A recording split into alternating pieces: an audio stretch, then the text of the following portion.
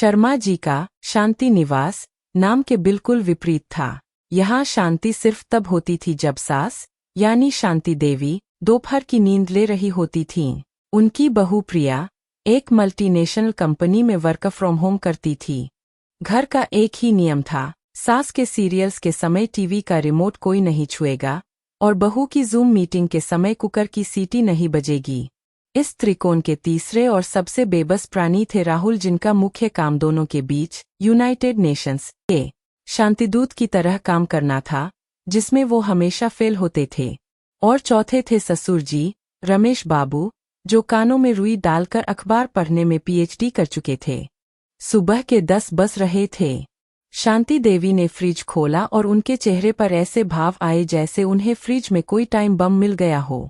उन्होंने हाथ में एक थोड़ी सी मुरझाई हुई फूलगोभी उठाई और उसे किसी हत्या के हथियार की तरह पकड़कर हॉल में आईं। अरे ओ प्रिया, जरा अपने इस लैपटॉप के डिब्बे से बाहर निकलकर इधर तो देख।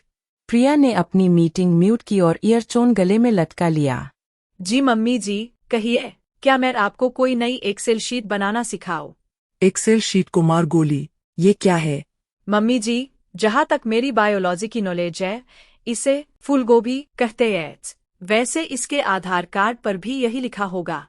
जबान मत लड़ा, कल ही सब्जी वाला दे गया था और आज ये ऐसे सिकुड़ गई है जैसे मेरे बेटे की तनख्वाह। तूने इसे गीले कपड़े में लपेट कर क्यों नहीं रखा? तभी राहुल अपने कमरे से चाय का कप लिए हुए बाहर निकला। गुड मॉर्निंग लेडीज, क्या चल रहा है? आज नाश्ते में क्या है? तू बीच में मत बोल। राहुल चुपचाप उल्टा घूमा और वापस अपने कमरे में खिसक गया। आजकल की बहुओं को ना सब्जी का मोल पता है, ना रिश्तों का। हमारे जमाने में गोभी अगर मुरझा भी जाए तो हम उसके ऐसे स्वादिष्ट पराठे बनाते थे कि पड़ोसी भी खुशबू सूंघकर आ जाते थे। तुम मॉडर्न लड़कियां तो बस पिज्जा पास्ता ही मंगा सकती हो। अच्छा मम्मी जी, ऐसी बात है तो आज रात का डिनर मैं बनाऊंगी। इसी डिप्रेशन में गई हुई गोभी से मैं ऐसी डिश बनाऊंगी कि आप अपनी उंगलियां चाटती रह जाएंगी। ठीक है, अगर तूने अच्छी डिश बनाई तो कल से 1 हफ्ते तक तेरे लैपटॉप वाले काम के समय कुकर की सीटी नहीं बजने दूंगी। और अगर तू हारी तो मैं आपके साथ बैठकर आपका वो रोने धोने वाला सीरियल नागिन की सास पूरे 1 हफ्ते तक देखूंगी। शर्त तय हो गई। राहुल ने दरवाजे के पीछे से सुना और भगवान का शुक्रिया अदा किया कि दोनों का ध्यान उस पर से हट गया है। रात के 8 बजे प्रिया ने अपनी एप्रन पहनी, यूट्यूब पर गोभी मंचूरियन और फ्राइड राइस की रेसिपी लगाई और काम शुरू कर दिया। उधर शांति देवी सोफे पर बैठी तिरछी नजरों से किचन की जासूसी कर रही थीं। प्रिया ने जैसे ही तेल में लहसुन अदरक का पेस्ट डाला, धक, पूरे मोहल्ले की बिजली चली गई। हे भगवान, अब क्या होगा? मेरा मंचूरियन। अरे मॉडर्न बहू, क्या तेरा यूट्यूब अंधेरे में काम नहीं कर रहा? अब पता चला, असली परीक्षा गैस और बिजली की नहीं, हाथ के हुनर की होती है। प्रिया ने फोन की फ्लैशलाइट ऑन की। चिमनी बंद होने की वजह से किचन में धुआं भर गया था। मम्मी जी, अब ताने मत मारिए, ये चिमनी बंद हो गई है, मेरा दम घुट रहा है।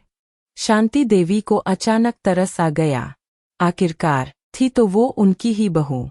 चल बाहर निकल किचन से, ये इन्वर्टर तो मिक्सी और चिमनी उठाएगा नहीं।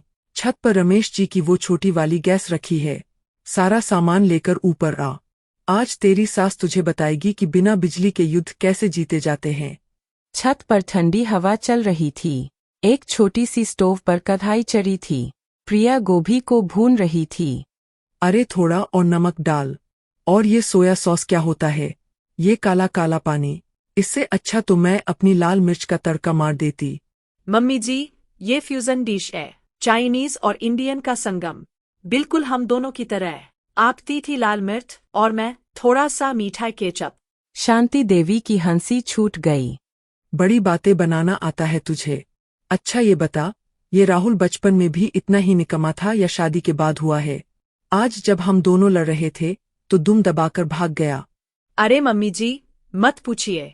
जब मैं कहती हूँ कि घर का काम कराइए तो कहते हैं मम्मी ने मुझे कभी किचन में जाने ही नहीं दिया। झूठा कहीं का।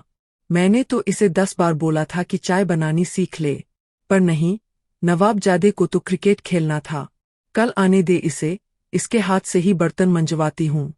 रात के अंधेरे में चिमटे और करछी की आवाज के साथ सास बहू की जो ट्यूनिंग सेट हुई वो किसी भी डेली सोप के ड्रामे से कहीं बेहतर थी।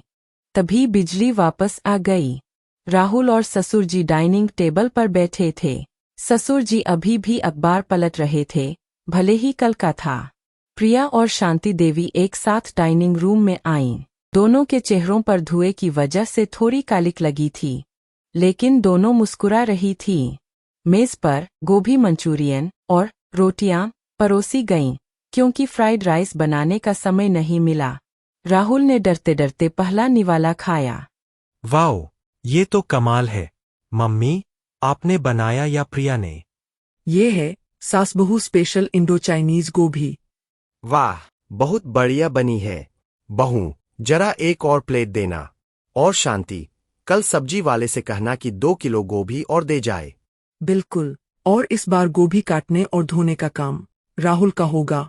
राहुल का मुंह खुला का खुला रह गया और पूरे शांति निवास में पहली बार सास और बहू की एक साथ खिलखिलाकर हंसने की आवाज गूंज उठी।